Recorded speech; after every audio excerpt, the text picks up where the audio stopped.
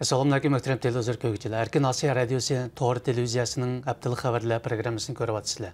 Programımız hoş geldinglar. Mazkur programımızda mush bir hafta jarayonida radiomizda anlatilgan bir qism muhim xabarlarni yodinglarga solmoqchimiz. Programmamizga xush keldinglar. Men Erkin. Men Gulchehra. Xitoy hukumati tarafidan muddatsiz qamoq jazosiga hukm qilingan Uyg'ur ziyolisi Ilhom To'xti yaqinda Yevropa parlamentining xalqaro kishilik huquq mukofotlaridan biri bo'lgan erkinlik mukofotiga erishdi. Egallanishicha, Yevropa parlamentidagi xalqaro liberallar birlashmasi 2017-yillik erkinlik mukofotini turmadagi Uyg'ur ziyolisi Ilhom To'xtiga berishni qaror qilgan.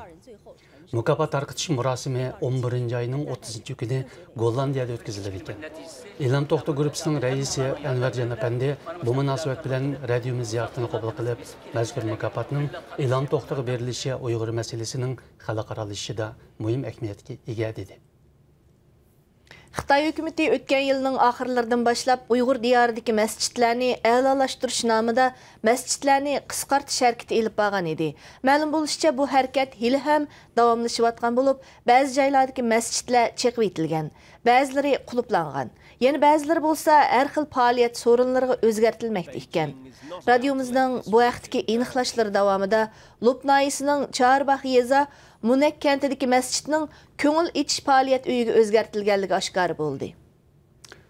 Yaqindan buyon Uyg'ur elining janub va shimolida nopos aniqlash degan nomda keng ko'lamda tekshirish olib berilmoqda ekan.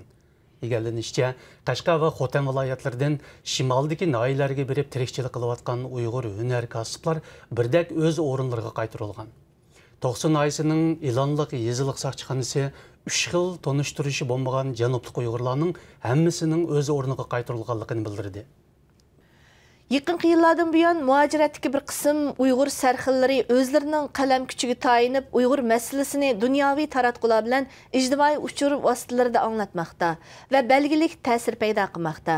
Kanadadagi Uyg'ur faoliyatchilaridan Ruqiya Turdush xonim yozgan Xitoyning Berlin temi nomli maqola ijtimoiy taratqularda tarqalishdan sirt bugungi Pokiston gazetining 30-avgust sonida e'lon qilingan edi. Egallanishicha, Pokistondagi Xitoy elchixonasi mazkur gazetga shu kunning o'zida inkos qaytirib, o'zining diniy siyosatini oqlab maqola e'lon qilgan. Xitoyda chiqadigan tibbiy sohaga oid ilmiy jurnallarda e'lon qilingan Uyg'ur elidagi rak kasalligiga doir bir qism uchurlar diqqat qo'zg'amoqda.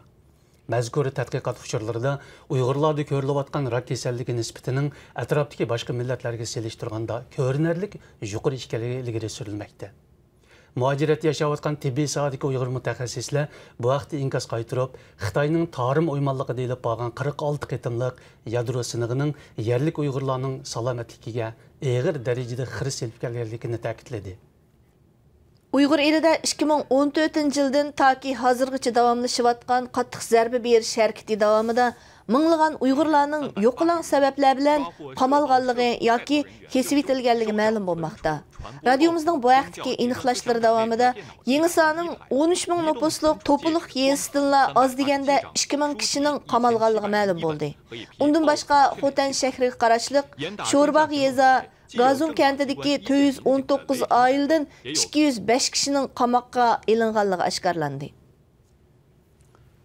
Muhtaram televizor ko'ruvchilar, Erkin Osiyo radiosi To'g'ri televiziyasining haftalik xabarlar programmasini ko'rdinglar. Kelar hafta ko'rishaylik. Xayr xo'sh. Xayr xo'sh.